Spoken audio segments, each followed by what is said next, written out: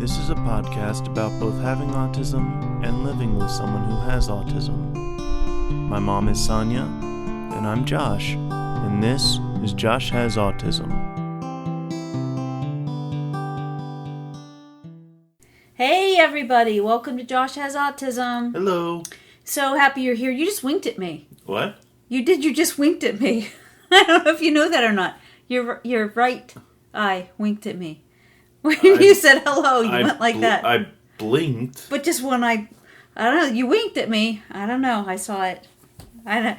Hello, Josh. Hi, you're so weird. Yes, sometimes. Sometimes, but seriously, you just winked at me. So listen, this, everybody, thank you so much for listening. I think I'm going to have a lot of fun today. Yeah. This is going to be different than what we normally do. I always have fun talking to you, Josh, and with you and finding out about you. Mm-hmm. But I've gotten a few messages lately, mm-hmm. just kind of wondering about you. A couple of different things. A lovely person named Sophie, who has actually kind of sparked a podcast that I want to do next week, mm-hmm. wrote a sentence in an email to us that she wishes that you saw yourself the way that we do. And it just really made me think that we all see you, we all experience you, your kindness, your gentleness.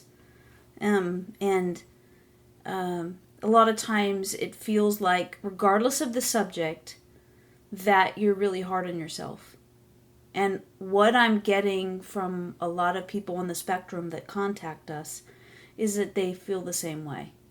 That some of them have really managed to work through that and to, mm-hmm. Find success in whatever it is they're doing with their lives. And even in some areas of their lives. Some areas are not working so well, some are really working well. Yeah. But the thing that I thought about that these messages have really made me think about is that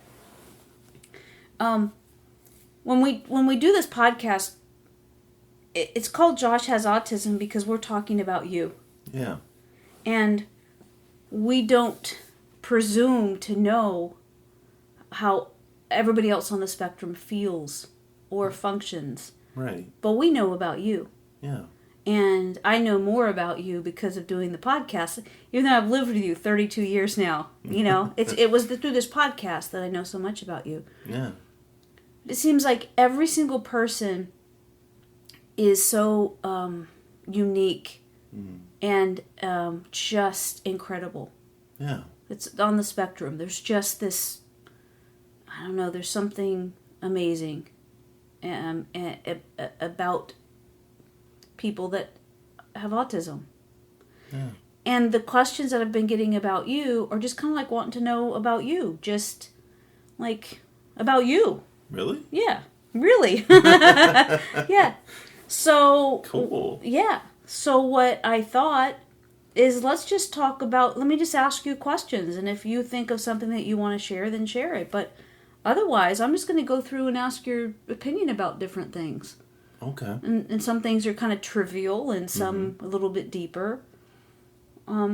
We tend to pick a subject to talk about on a podcast. Now, even though you and I both, you're better at this on the podcast than I am, I get scattered and I can lose my place, and you seem to do better on the podcast.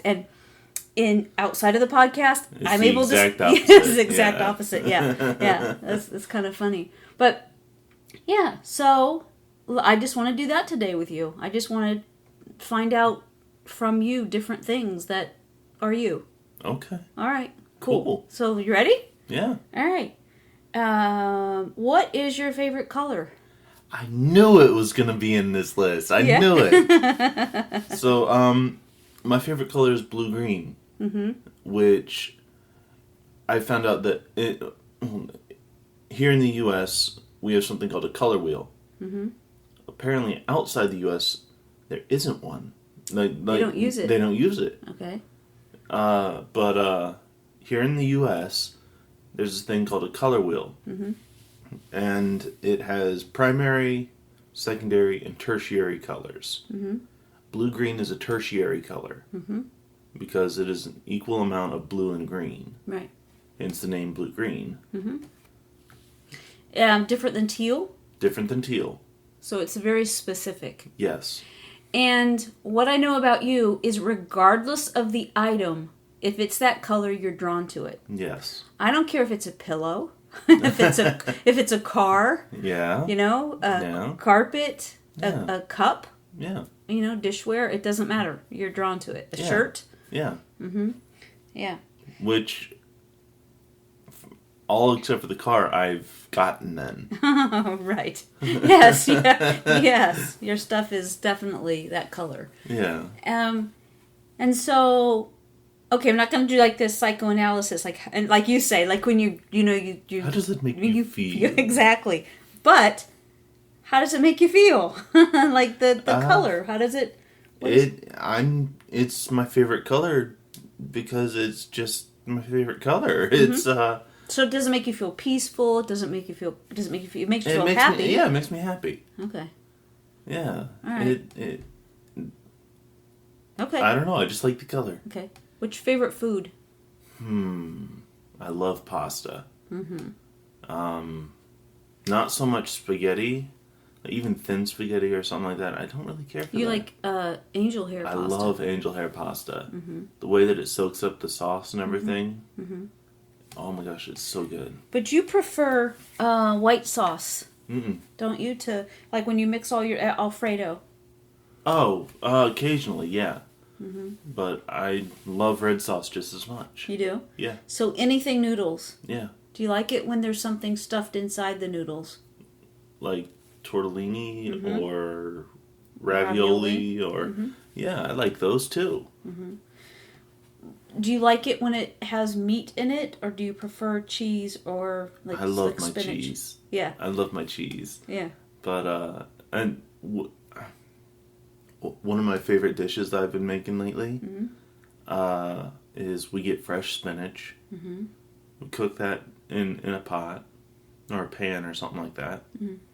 Then you also cook some sort of pasta, whether it be tortellini, whether it be angel hair pasta, whether it be fettuccine. And then once that's cooked up, you add it all together with meatballs if you want it or anything else like that, and just mix it all up, and it makes it so good. So, because you are not a vegetarian. No. You're not vegan. No. But you're very picky about the meat that you eat. Yes. If I think about where it comes from, I cannot eat it. Right. And you also won't eat meat that it has a bone in it. Correct. So anything. So you would eat a pork chop unless it has bones in it, unless it's a pork chop with a bone. Yes. You won't eat a steak with a bone in it. Correct. You won't eat chicken. You'll eat chicken nuggets.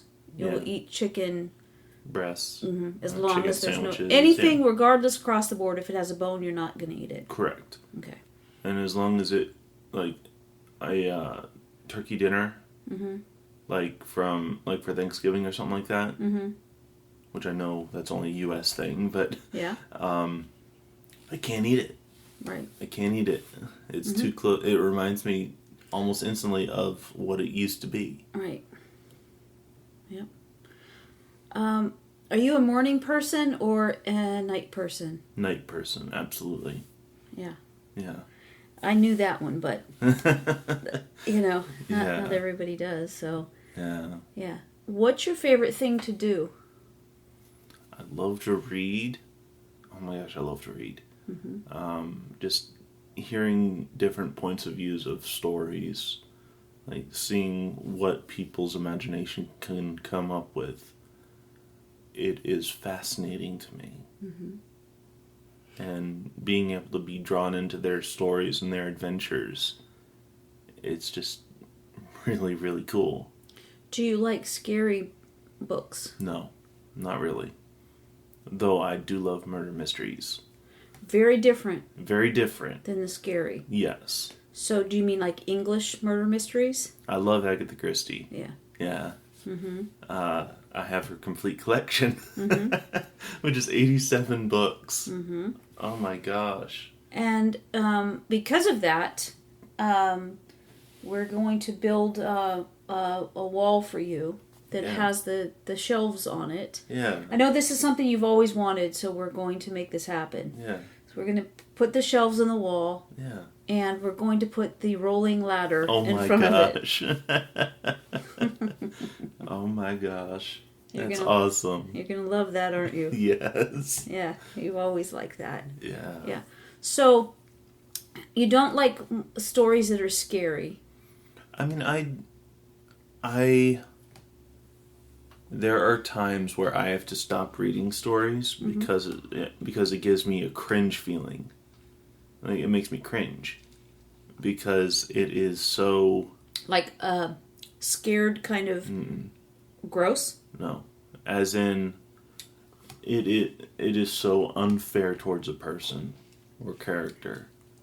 Right. What I'm asking you about specifically, right? Because same thing happens in movies. Right. Yeah. And so that's something that we've talked about before. Yeah. Where you have this feeling of you don't want somebody being dumped on that doesn't deserve it. Right. And it's unjust. And that really bothers you. Right. But if something's scary, does that feeling stick with you? No. You're able to let go of that? Yeah. Okay. I am not. I don't watch scary things at all. Yeah. Outside of books, where's your favorite place to go? I guess that kind of rules out a library. Actually, local game stores. What do you do there? Play games. Do they have games that you play? Yeah. There are different board games you can play at different places like that, as well as D&D. You can play that there. There are other different games that you can bring yourself and play with other people there. So outside of gaming, and outside of D&D, and outside of books, is there any place that you go that makes you feel peaceful? My place is the beach. Your sister's place is the mountains. Right? Where you just go someplace and it just feels comfortable. Is there any place that you have like that where you are drawn to a particular place in nature or... I remember whenever we lived in Pennsylvania, that place would occasionally be Pinto Park. Because it was just so gorgeous and everything like that, and out in nature beautiful. And everything, yeah. But here, I haven't really found my spot yet. Okay. When we get done with this podcast, I'm going to take you somewhere. It's right down the road. The beach? No, I'm going to take you there. Okay. Yep. When we're done with this, we're going there. Okay. Okay. So basically, your place outside of a book is still, I don't know if it's fantasy or what it is, but with D&D or playing a board game, it's still outside of... reality. Yes. Yeah. Yeah. So that's your favorite place to go? Yeah. So whenever you do stuff like that, is it hard to stop doing that? Do you ever get hyper-focused on something and it's hard to stop? Yeah, but at the same time, it's also a bit, not tiresome per se, but it is exhausting to constantly be out and amongst people. Sure. Right. So in along those lines, what is the hardest thing for you to deal with?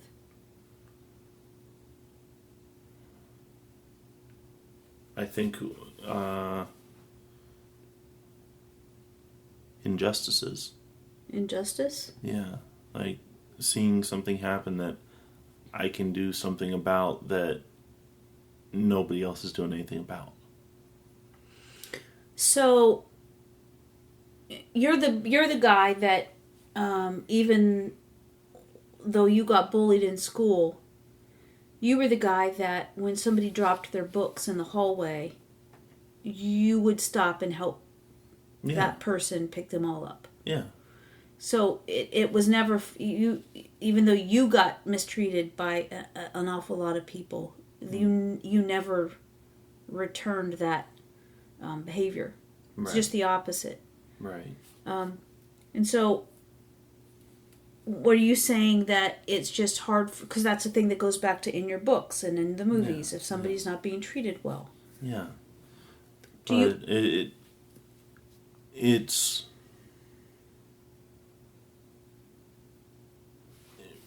really difficult for me to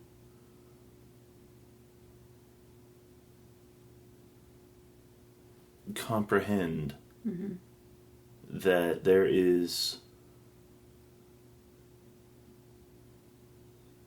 something going on that people are just letting slide. That is not right. That is not okay. And that's because you care about people. Yeah. Yeah. You know, in Chinese medicine, they go by something called a constitution. And what that means in Chinese medicine is that that's your makeup. You know, that's what you were about.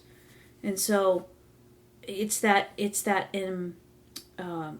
character, you know, it's that impeccable character. Yeah. That is just who you are. Yeah. Like that's your innate part of your being. Right. That can't be separated from you. Right. So in Chinese medicine, it's called your constitution, and I think that's your constitution, which is your integrity. Yeah. When dealing with others, and I think that is a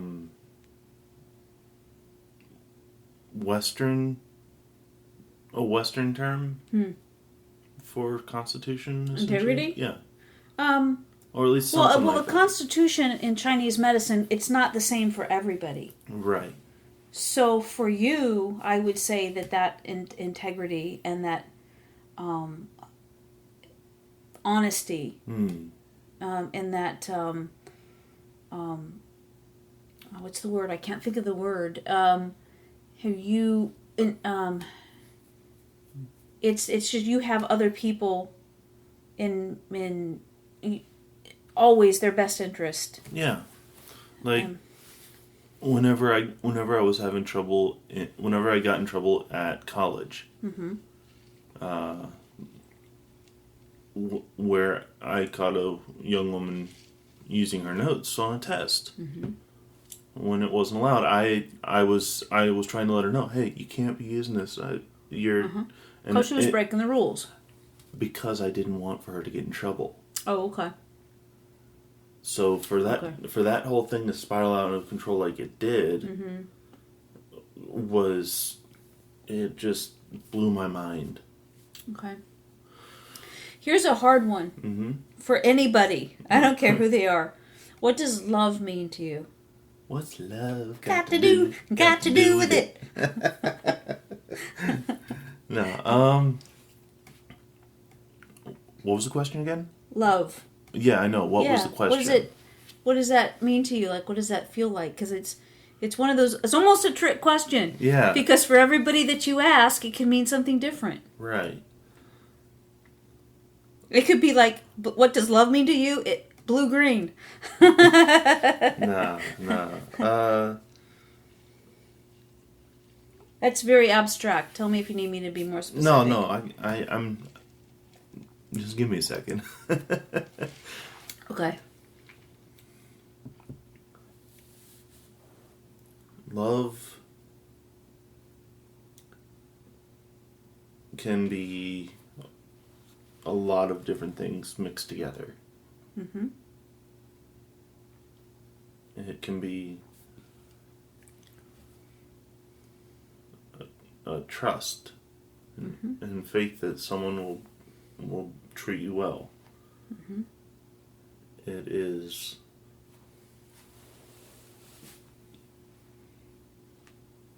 whenever you get that feeling that like the good chills, you know what I'm talking about? I know the good chills. Yeah. Yep, I do. Yeah, that's love. Mm-hmm. And it's so much more than I can put into words. Yep. I agree with that. That was kind of an unfair question because it's too big, right? It's too broad. But I was just wondering what you thought about that. Yeah, I don't think it was too broad. I think it's just too big of an answer. Mm-hmm. Yep. What do you wonder about people?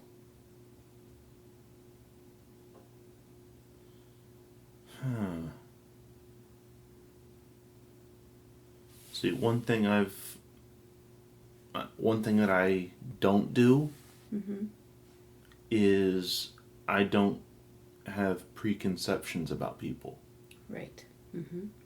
So that kind of goes along with this question that I don't have any preconceived notions. I don't have any preconceived ideas. I don't expect anything from them. Mm-hmm. So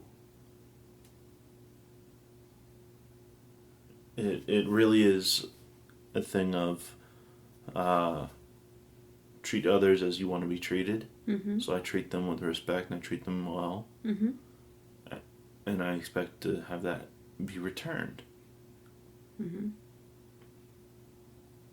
Does it happen all the time? No. Mm-hmm. But that's what I try and live by.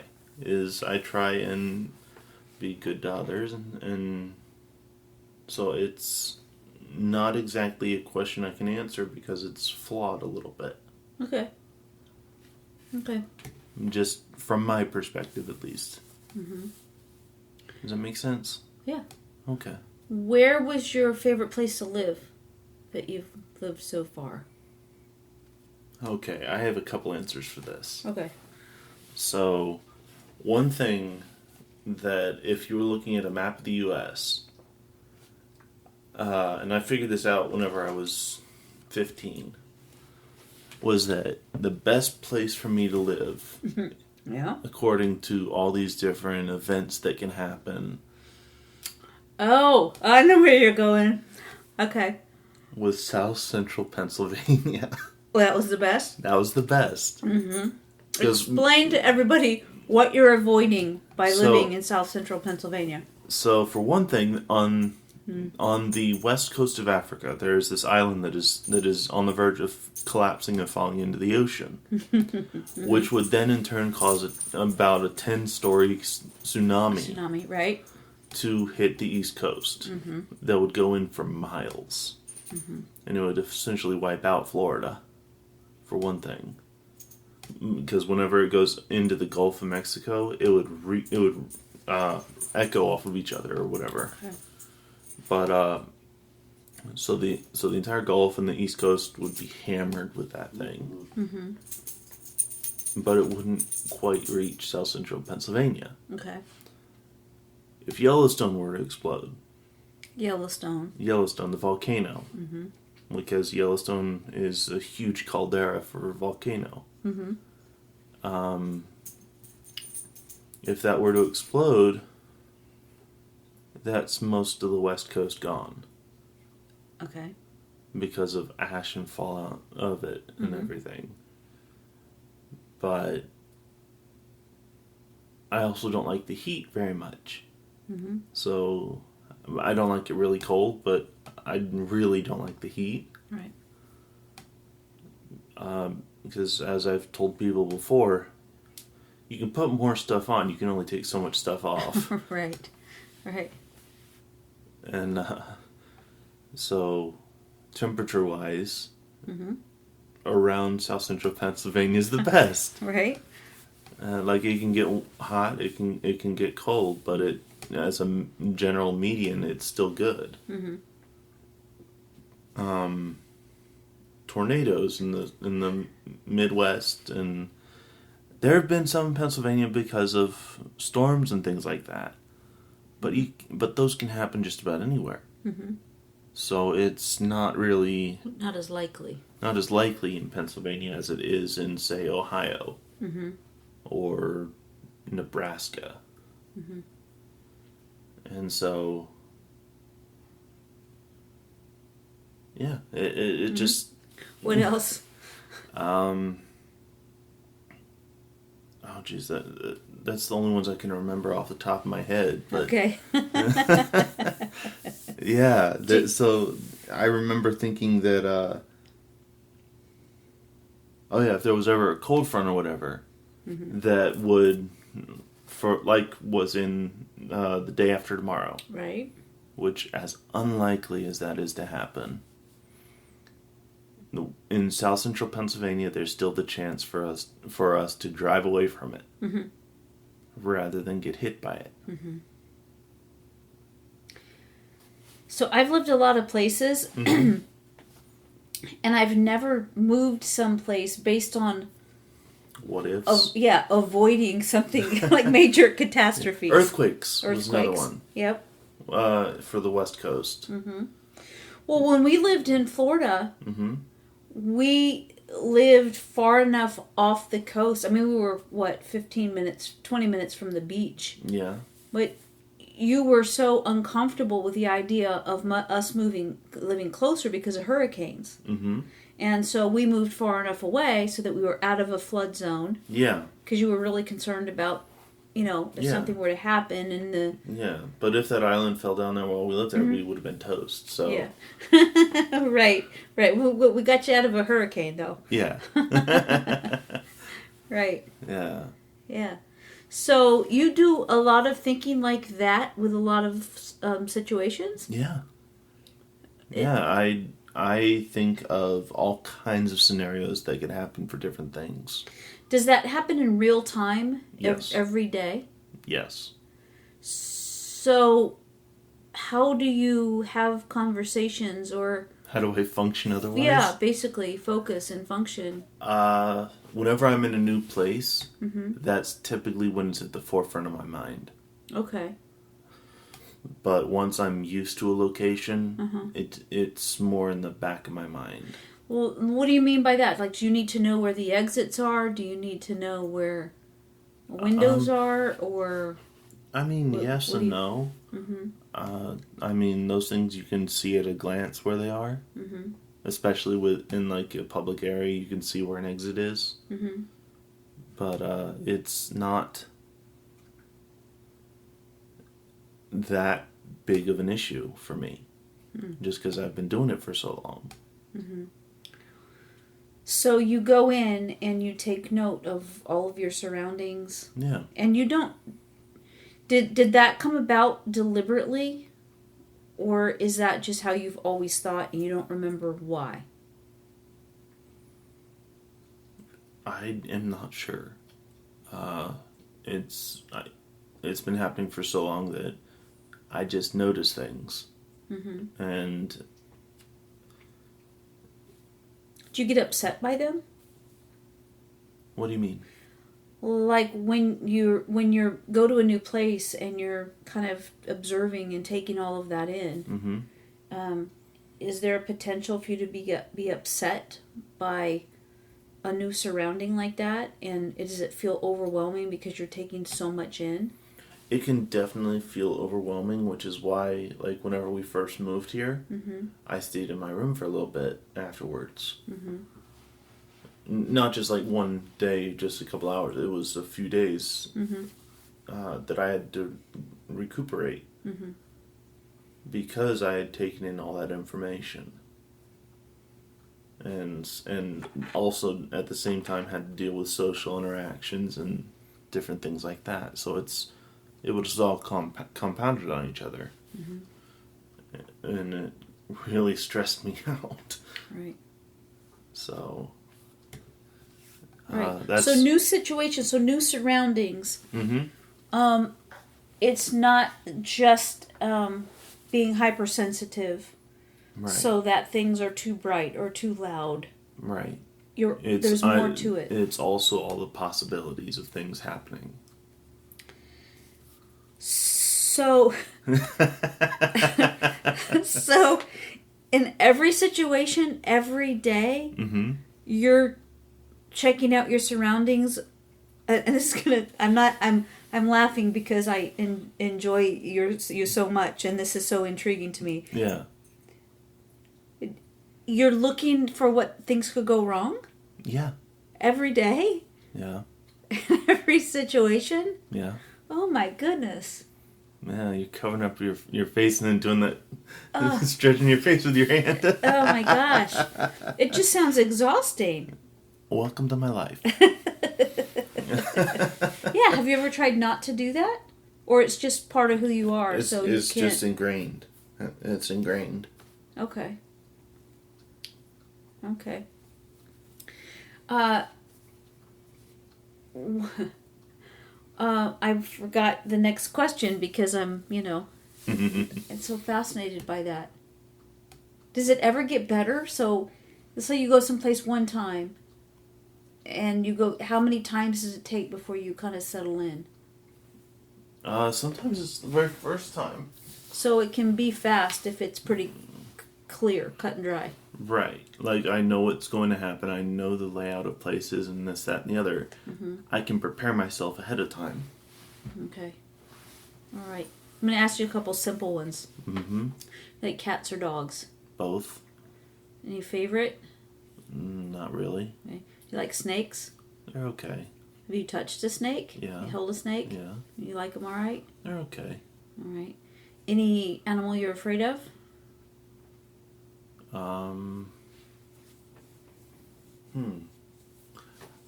mean, I don't think these count, but I have a phobia of spiders and bugs.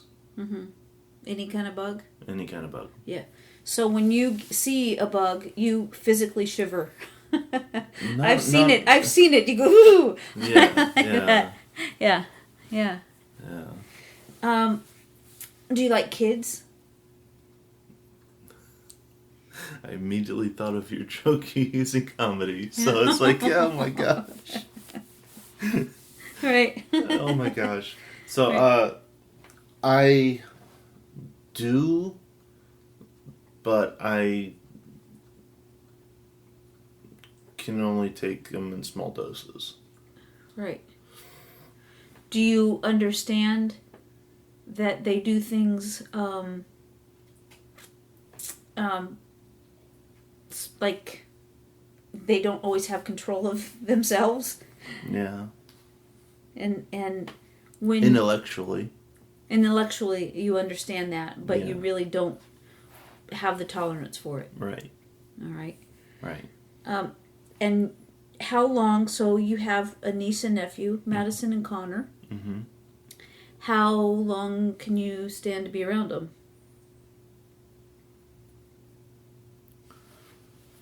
Let's see.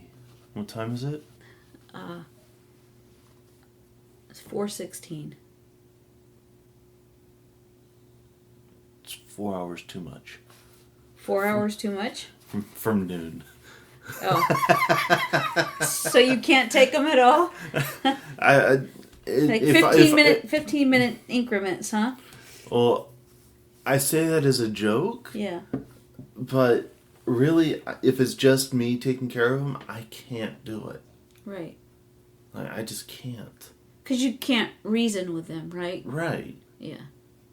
And it becomes it ends up me being very,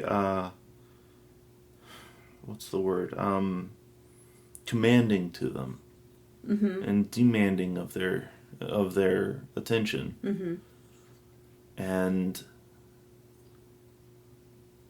they don't.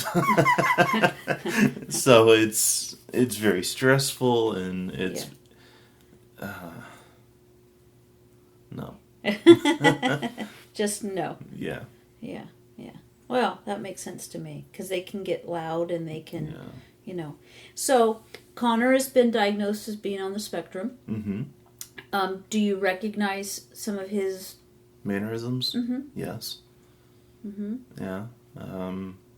Some of them very well. Like what? And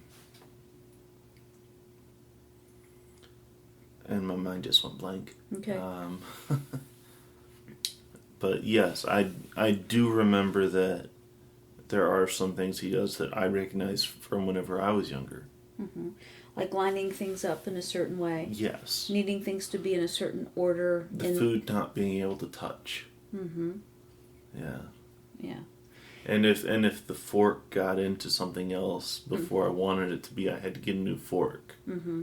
And just different things like that. Mm-hmm. Yeah. Very particular. Yes. Mm-hmm. And instantly elevating whenever something happens that whenever I was a kid, Mm-hmm. I remember that whenever there was something happening that I didn't like, I'd start yelling. Mm-hmm. Screeching. Screeching. Yeah. Yes. Mm-hmm. Connor doesn't screech as much anymore, Mm-hmm. but he does yell. Mm-hmm. Like, sister, stop! Yeah. Yeah. Yeah. So he's very particular, Yeah. like you, very particular. Mm-hmm. And if some things are an easy fix, but they mean an awful lot to him, like you want a small fork Mm-hmm. and not a large fork, Mm-hmm. even today. Yeah. And you need for that to happen for you to really kind of be okay, right? Yeah. And Connor likes to have a big spoon. Not the giant spoon, you know, right. but An adult spoon. a teaspoon. I'm sorry, like a tablespoon. Yeah. Yeah. So,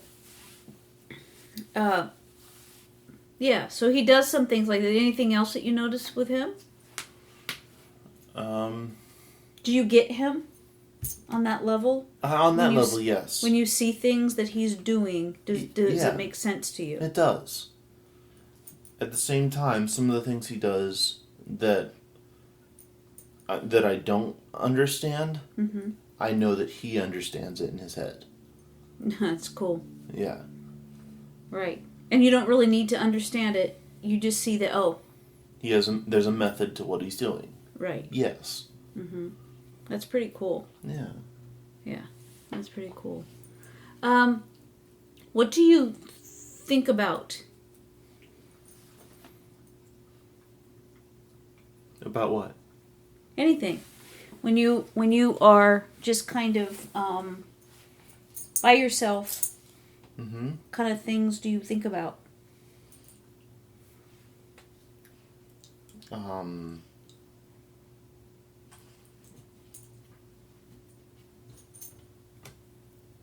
That's almost too broad. Okay.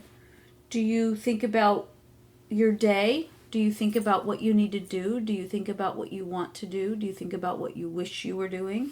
Sometimes, all of them, yeah. But it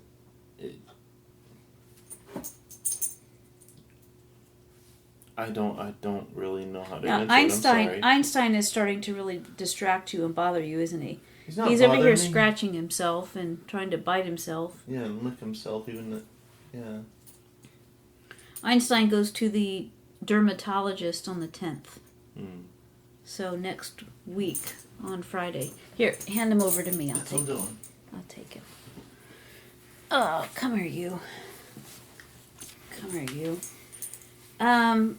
Is there anything that you like for people to know about you, or I know what I wanted to ask you.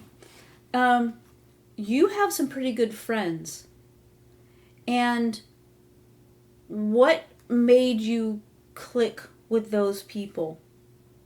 Mesh with them. You've had a couple of groups of guys. Yeah. When just out of high school, in high school and just out of high school, you had a group of guys there that were your friends. Yeah.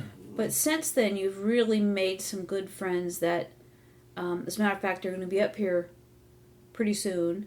Yeah. And you're going to go to Busch Gardens with them. Yeah, Busch Gardens, Williamsburg. Yeah. Yeah. Yeah. So what makes you click with somebody like that? Like why that group of guys? I mean, why do I click with people? It can vary. It really can vary. But they're personable and they get me. Mm-hmm. What does that mean to you? A lot. Yeah. They have their own quirks of their personalities and everything else like that. Mm-hmm. And they also get my jokes and I get their jokes, and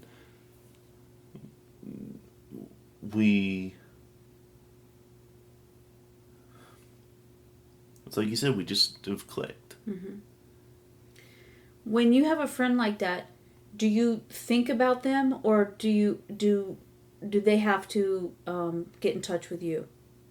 It can be either or.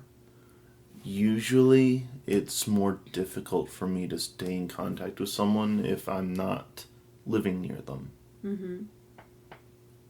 And that's kind of what happened with the first group of friends you were talking about. Mm-hmm.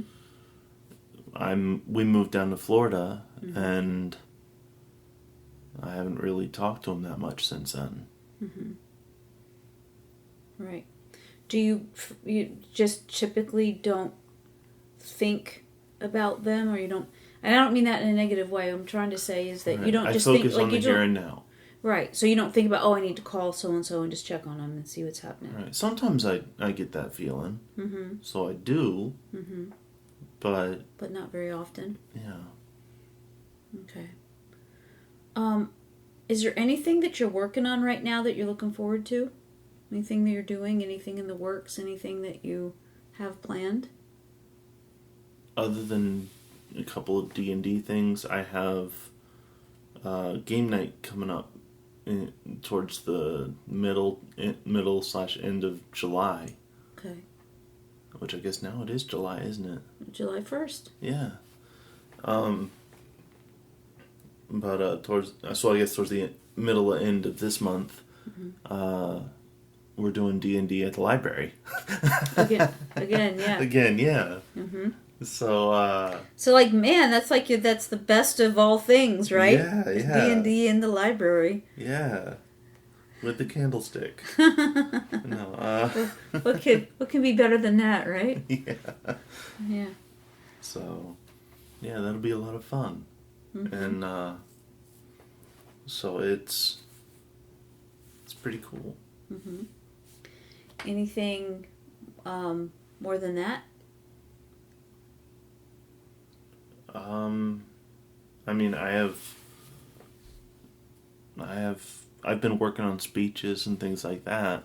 Mm-hmm. I don't know if we have anything planned just yet. We don't, because things are just now beginning to open up. Okay. And I was hopeful that this month was the month we're Mm-hmm. back on the road. Yeah. And it doesn't seem to be moving that fast. So certainly around here, opportunities are kind of slowly opening up. Yeah. So I hope it happens faster than not. But by September is the kind of like, Yeah. Yeah. back at it completely. So Yeah. So do you like working on that? How's that going? It's slow going, but I think that it's turning out really well. Mm-hmm. I think so too. This is not, this is like, you've done different speeches. Mm-hmm. And you write and then you revamp, and it seems like what you're doing these days is very authentic and open. Yeah. I mean, it's always been that way. Mm-hmm. But something's different. Something's shifted. Well, I made it so that I'm not using as many big words I use when I write. As opposed, Okay. It's more so what I would actually say instead of just what I would write down. Mm-hmm. And I think that makes a huge difference. I think it does. I think that listening to you and being able to hear you, share your speech, yeah, I think most definitely the changes that you've made it feels more you. Yeah. And authentic. Yeah. Yeah, it's really cool. Yeah, I'm proud of you. The changes you made, it's amazing. Thanks. Yeah, I love it. All right, well, I don't know. I think that is probably should be it for today. Mm-hmm. But I just got these messages and people just want to know about you. Is there anything that you'd like for people to know about you? You asked me how I feel about dogs or cats. Mm-hmm. And how I feel about snakes. Mm-hmm. You didn't actually ask me what my favorite animal was. Oh, I didn't. I know the answer to this. Yeah, go ahead. Arctic foxes. Arctic foxes. Why? As silly as it may sound, personality-wise, they seem like me. Why? They are normally like red foxes and other kinds of foxes. Mm-hmm. They don't stick around with each other. Mm-hmm. But Arctic foxes do, and they mate for life. And not only that, but they also care. Both parents care for the young, and which is really different. But it's also that I don't know. There's so many things I can't think of now, but it was just it really. Whenever I first found out about them, I'm like, oh my gosh, yeah. So it's just really cool. It's awesome, and they're beautiful. Oh yeah, yeah. Mm-hmm. Yeah, very cool. Yeah. Very cool. Anything else? No, not that I can think of. Okay. All right. Well, you are going to to let everybody know, you did get a life skills coach. Yes. Yep. Yes. Mm-hmm. Just throw that in. I know that's not what we're doing on the podcast today, but that's a big deal. Yeah. That's a huge deal. Yeah. And that's going to make a huge difference. And you're going to be volunteering at the museums are opening up again around here. Right. So we live right next to Williamsburg. We live right next to the Living Museum. Mm-hmm. A couple of others too. Mm-hmm. So you have opportunities here. A lot of libraries. Yeah. Yeah. So as things open up, you'll get back into it. Yeah. That'll be cool. Yeah. All right. Well, thank you for all that. That was cool. And I just thought, man, people are wanting to know about you. So let me see what I can come up with here. Yeah. Yeah. That's pretty cool. You did a great job. Thanks. Yeah. So everybody, thank you for hanging out with us today. As always, we appreciate you so much. And give us 5 stars if you would, because that helps out. And we will talk to you next week. And we hope you have a great day. Love you. Bye.